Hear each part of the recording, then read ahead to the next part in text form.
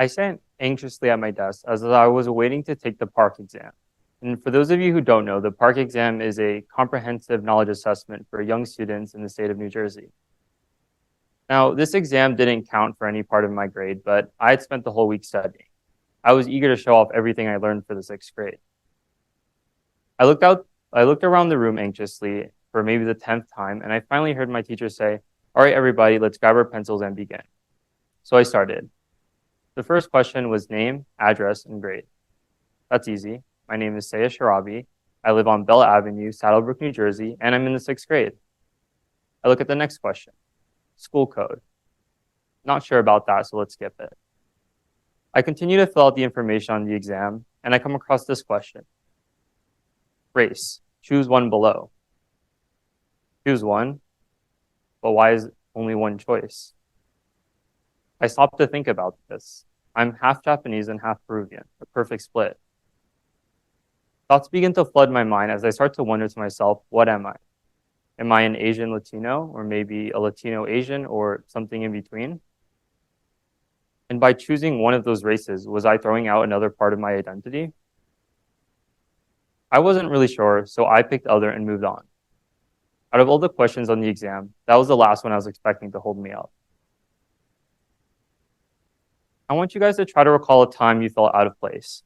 Maybe you were in an unknown environment, or perhaps you're surrounded by unfamiliar faces. Growing up as a child, this was a feeling that was all too familiar for me. I grew up in a predominantly white neighborhood as one of the very few POCs, so I often felt isolated. I tried communicating these feelings of isolation with my family, but being immigrants, they both had a very strong sense of self-identity. My father, who was 100% Japanese, was very proud of his background and wore it proudly like a badge on his chest. My mother similarly had a very prideful self-image of herself, and she loved talking about her heritage. Because of this, they couldn't understand why I would be uncomfortable with my own identity. And they did try to help me. We went to cultural events. I would go wear my yukata to Japanese summer festivals, and I would go to Peruvian restaurants to cheer on Peru in the FIFA World Cup. But I just never felt like I quite fit in.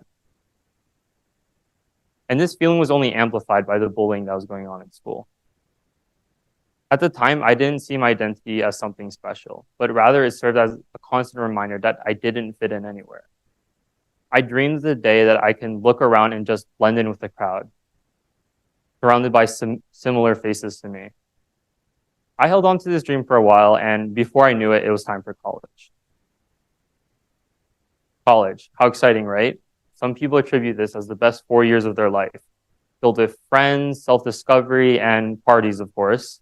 And although I was excited for the parties, I think the most part I was excited about was getting the chance to meet other students in CMC's diverse campus. I still remember the first school event I went to, and it was the club fair.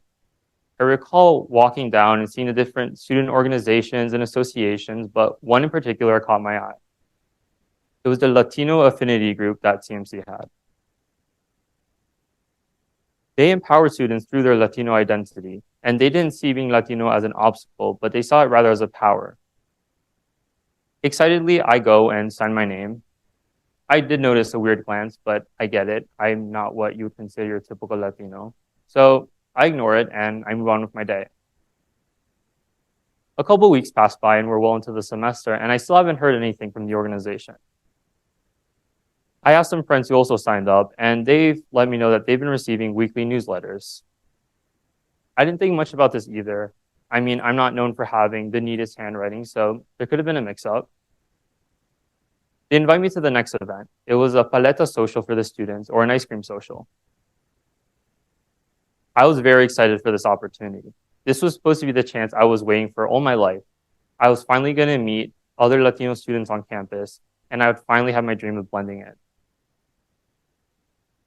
As me and my friend went to the event, we were greeted by the head organizer of the space. He had already known my friend, so they were chatting, and I started walking towards the paleta table. Caught off guard a little bit, she stopped me, and she switched from speaking English to my friend to asking me in Spanish who I was. I responded in Spanish, careful not to fumble my words, and I continued on with the event. But I noticed she didn't stop anyone else from getting paletas and questioning them, and she spoke to them in English, which, why wouldn't she? Not every Latino American speaks English. So then I began to wonder, why did she stop me and speak to me in Spanish? Was this supposed to be some sort of test of my Latino identity? And what would have happened if I didn't know Spanish? Was knowing the language the only proof I had of a really important part of my own self-identity? All these thoughts rushed back into my head, and I suddenly felt out of place again. This was supposed to be the moment I was waiting for, but again, I felt isolated. These feelings continued to develop over time as I've interacted with more people in my community, and I've experienced what I now know as microaggressions. People would say, wow, Seiya, your Spanish is really good. Why wouldn't it be? I grew up speaking Spanish at home just like them. Seiya, I sometimes forget you're Latino, as if it was something I had to constantly reaffirm with them. It even got to the point where some students would make jokes as to why I'm coming to the Latino Affinity events. Don't you know this event is for Latinos only? There's even an ongoing joke within my friend group that I couldn't get onto the Latino Affinity group mailing list for over a year.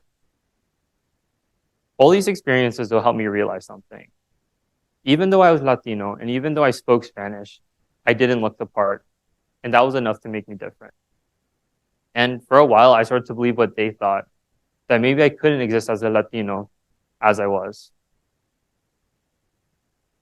Luckily, over time, though, I started expanding and meeting different students. And luckily for me, I met other biracial kids in college. The intersectionality of identities wasn't something super common back where I was from, so I was thrilled to meet people just like me.